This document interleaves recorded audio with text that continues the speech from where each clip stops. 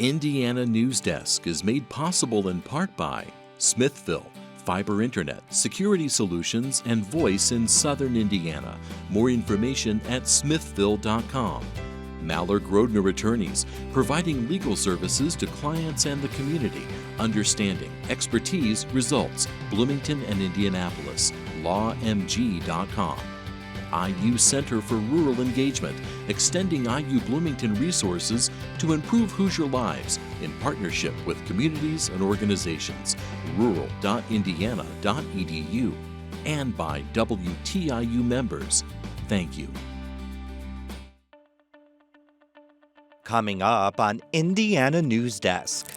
What happens when private equity firms swoop in and buy up local newspapers? In southern Indiana, it has meant staff cuts and shuttered newsrooms. We have a private for-profit fund that owns a newspaper. It has no sense of mission except to enlarge itself. Ahead, we'll talk about the impact the sales have had on local media. A program established through Ezkenazi Health connects students with disabilities to full-time paid internships in Indianapolis. The opportunities with the Fairbox Center are quite frankly life-changing. More than 200 students have received internships through the program. And we talk with a garden expert about the benefits of buying living Christmas trees. We'll have these stories plus the latest news from across the state right now on Indiana Newsdesk.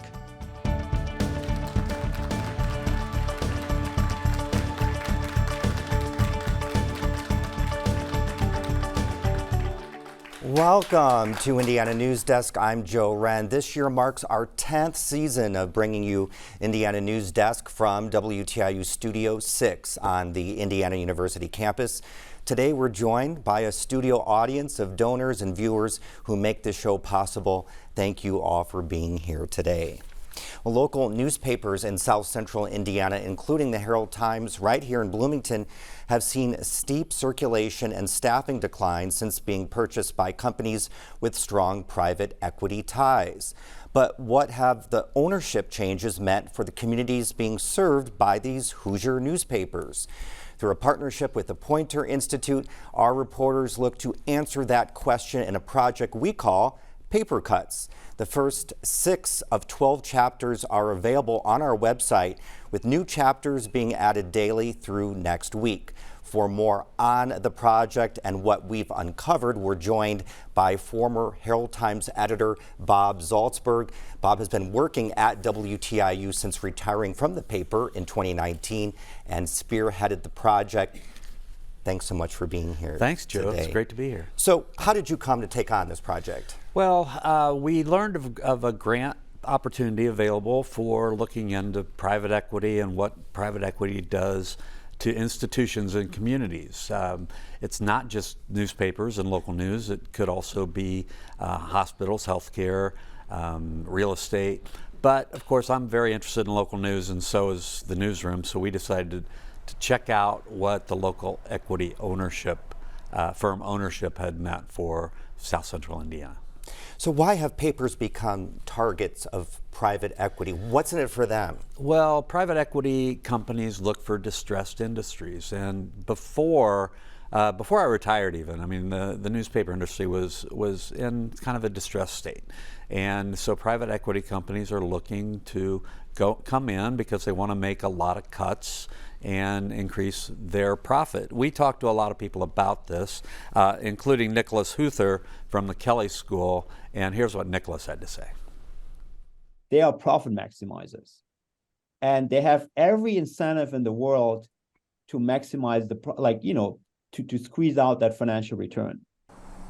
So why does local ownership matter?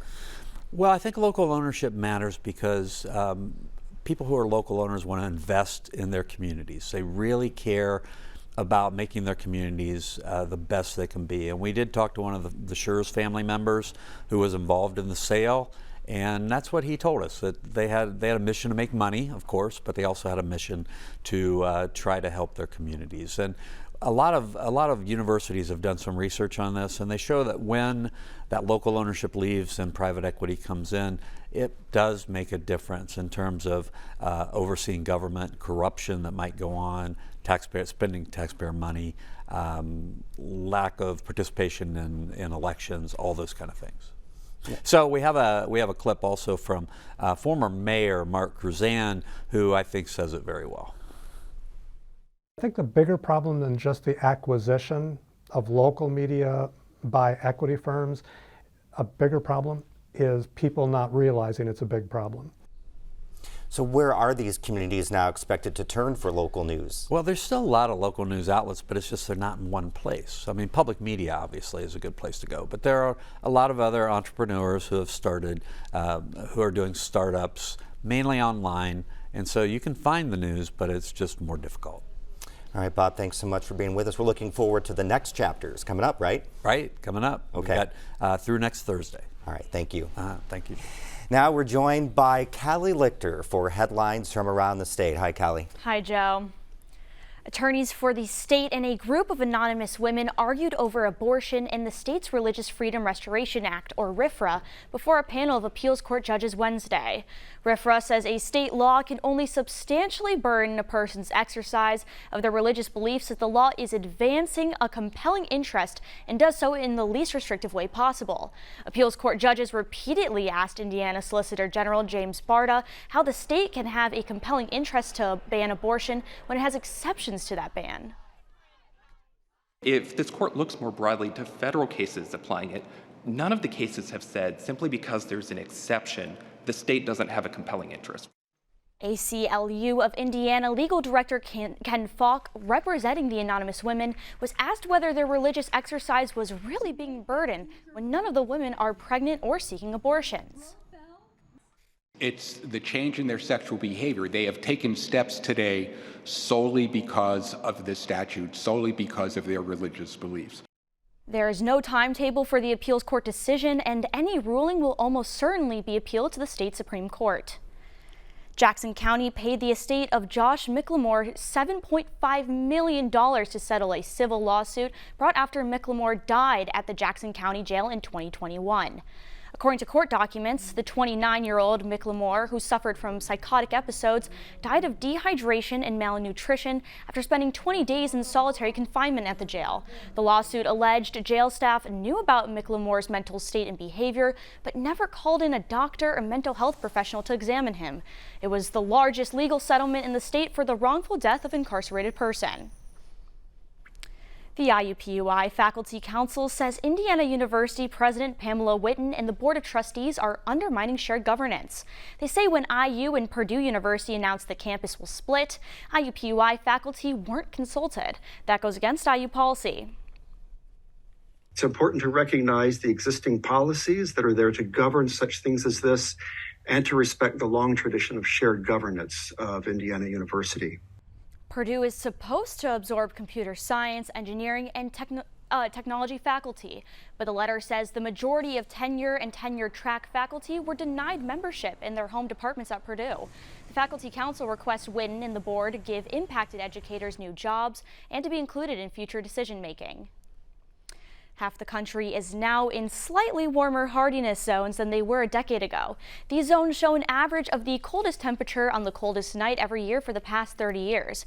Rebecca Thiel reports the updated hardiness zone map from the U.S. Department of Agriculture can help Hoosiers know what plants are likely to survive the winter in their area. Most of the northern half of the state moved from Zone 5B to 6A, and some of the southwest corner of the state is in a brand new, warmer zone for Indiana. Jo Ellen Myers-Sharp, also known as the Hoosier Gardener, has been writing about gardening in the state for about 30 years. She says experienced gardeners have already noticed those lows aren't as cold as they used to be. All the map does is give more people a license to experiment.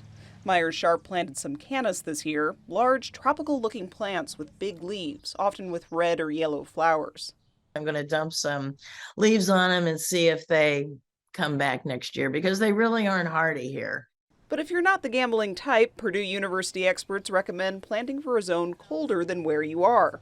And while you could try planting a little earlier, there's no guarantee temperatures won't get down low enough to kill some plants. even though there's a dramatic change in the looks of the hardiness map, it's not going to dramatically change how we garden.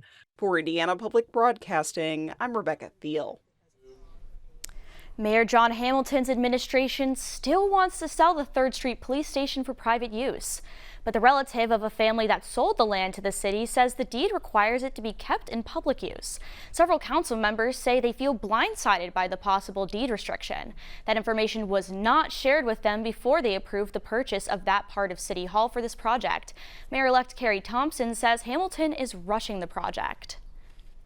With only 27 days or so left in an administration, it does seem like we're rushing when we don't have all of the details. The sale still requires approval from City Council. The council is expected to vote on that next week. Monroe County and the town of Ellettsville are collaborating to ensure rural transit can continue to provide certain trips in 2024. The state informed rural transit earlier this year it would no longer subsidize trips between 2 urbanized areas. But the county recently approved $88,000 in COVID-19 relief dollars for the transit agency. Ellettsville will have to come up with $132,000. Some of that will come from opioid settlement money. Rural Transit is a trusted public service provider of transportation in Monroe County. We can provide that transportation service. We just need to have the local funds to support that. The state informed rural transit earlier this year it would no longer subsidize trips between 2 urbanized areas. Rural transit had already been doing so. And Joe, the town council is expected to vote on rural transit funding on December 11th. Okay, we'll see how that goes. It'll be interesting if annexation takes hold of that too. That could change. Yeah. That's a whole other ball of wax, I think, though. Oh, 100%. Thanks, Callie. Thanks, Joe. Coming up next on Indiana News Desk. A program created by the Farabach Center at Ezkenazi Health helps find paid internships in Indianapolis for disabled college students. And if you're shopping for a Christmas tree this year, buying a living tree is a more sustainable option than a fake or pre-cut one. These stories and more right here on Indiana News Desk.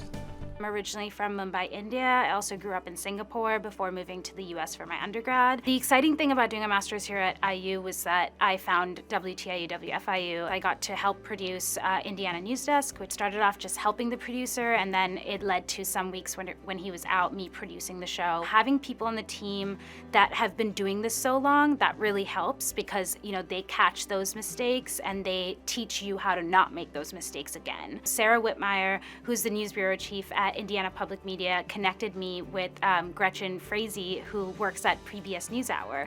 So she used to work here at Indiana Public Media. She ended up saying, you know, why don't you apply? So that's how I ended up getting a broadcast assistant position at PBS NewsHour. Hi, I'm Kayan Tara. I really am grateful for my experience here at Indiana Public Media. I encourage you to support the next generation of journalists by supporting WTIU.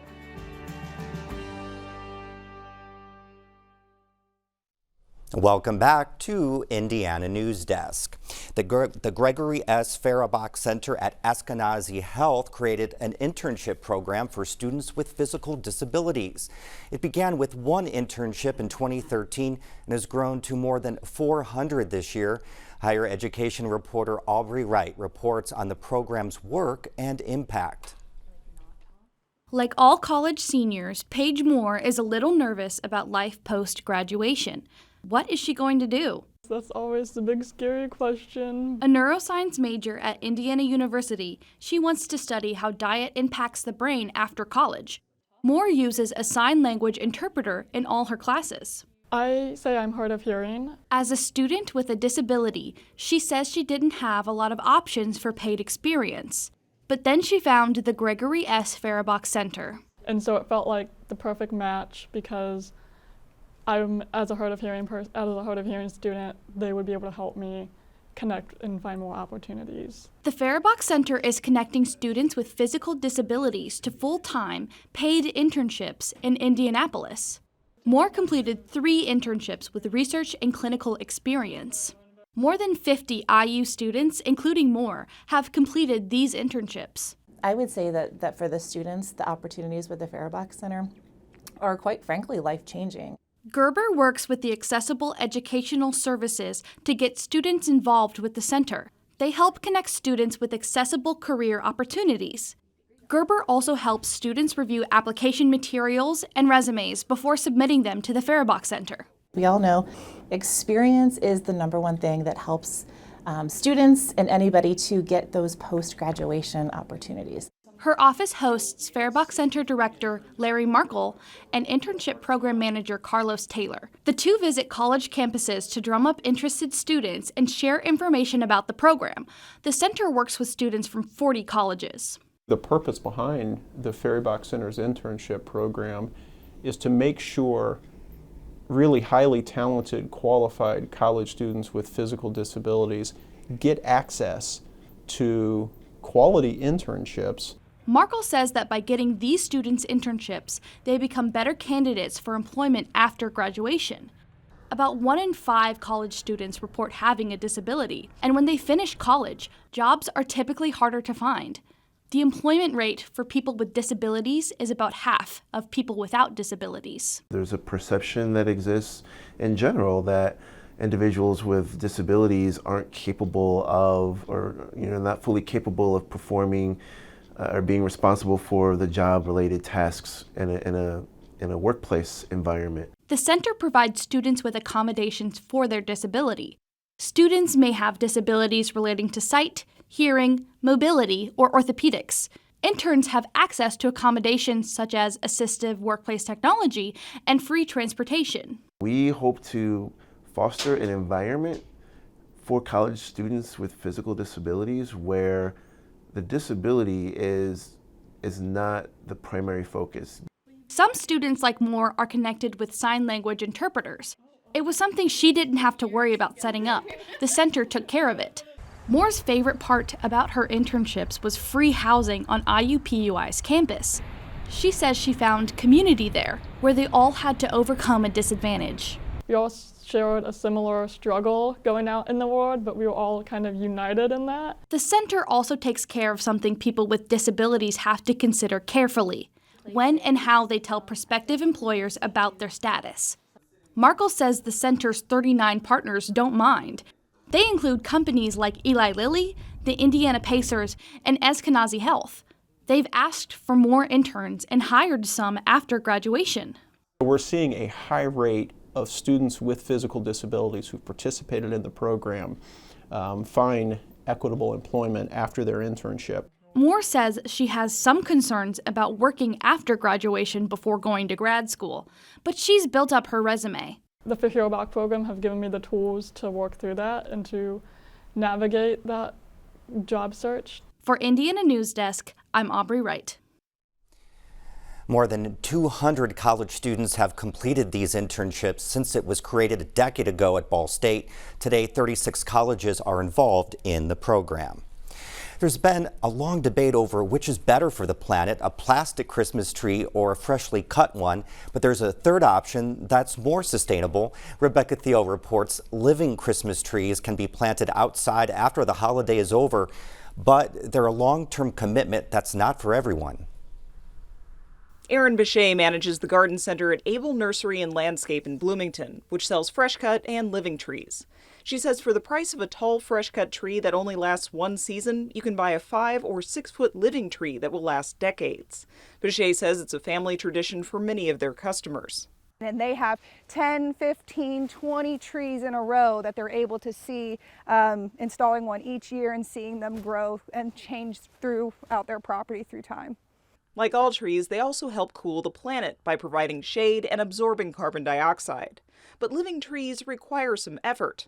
Kyle Daniel is a nursery and landscaping specialist with Purdue University. He says quick changes in temperature can damage a living tree.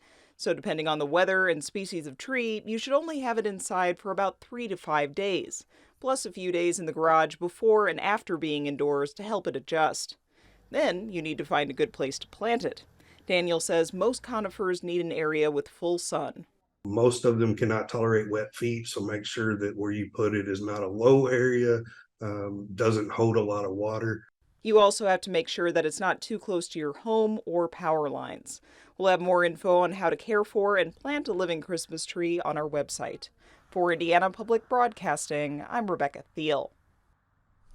Now you can find those instructions on how to plant and care for living trees on our website, WTIUnews.org. As we celebrate 10 years and more than 500 episodes of Indiana Newsdesk, we take a look back at some of the important stories we've brought to you. Videographer Devin Ridgway put together this piece.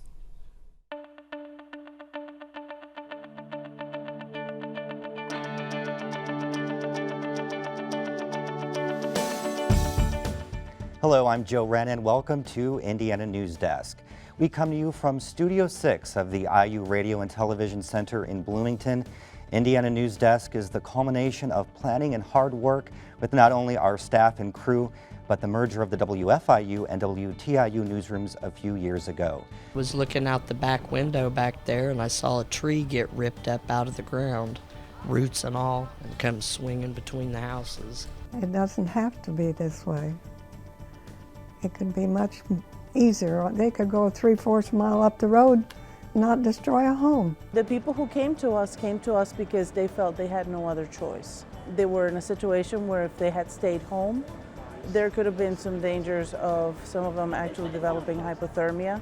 Decades of history were damaged when police say Mary Lambright ignored posted weight limit signs and attempted to drive a semi carrying 43,000 pounds of water over the bridge. There goes the neighborhood. That people tend to excel in the areas which are open to them, so that at that time a black was expected to play religious music, rhythm and blues, rock and roll, or jazz. It's over with, folks. It's over with. And then we focus on Hillary Clinton. Normal doesn't exist anymore under a president who ran a campaign promising hate and fear and violence against certain communities. This is why I voted for Mr. Trump, because of all his policies, of everything he said.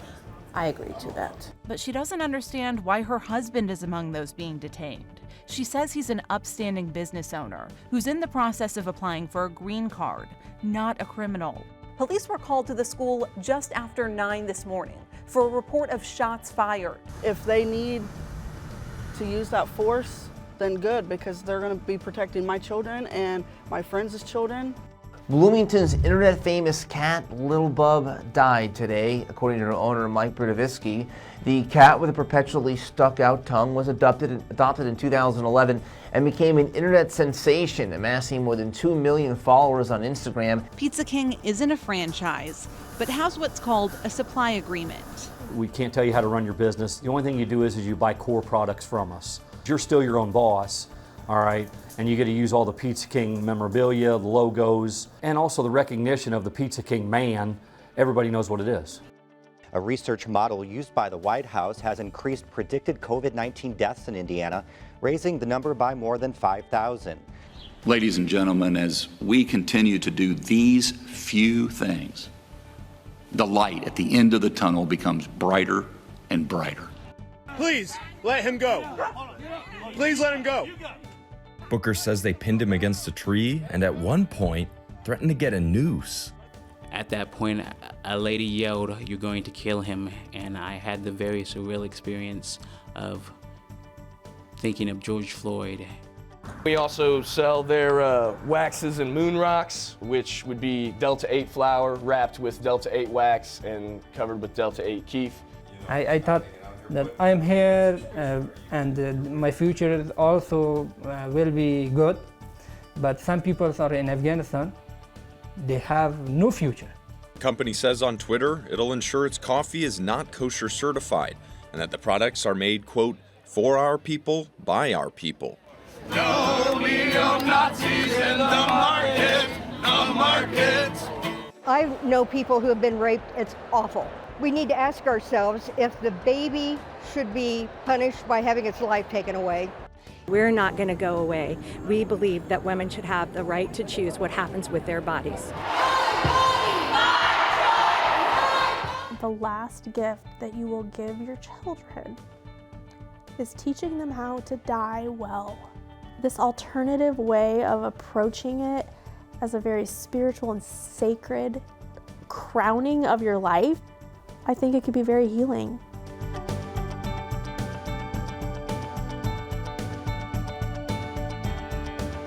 That's the end of this program, but our work continues online as we cover the news throughout the week at WTIUnews.org. Thanks again to our studio audience and everyone watching at home. Have a great weekend, everyone. Thank you so much for being here.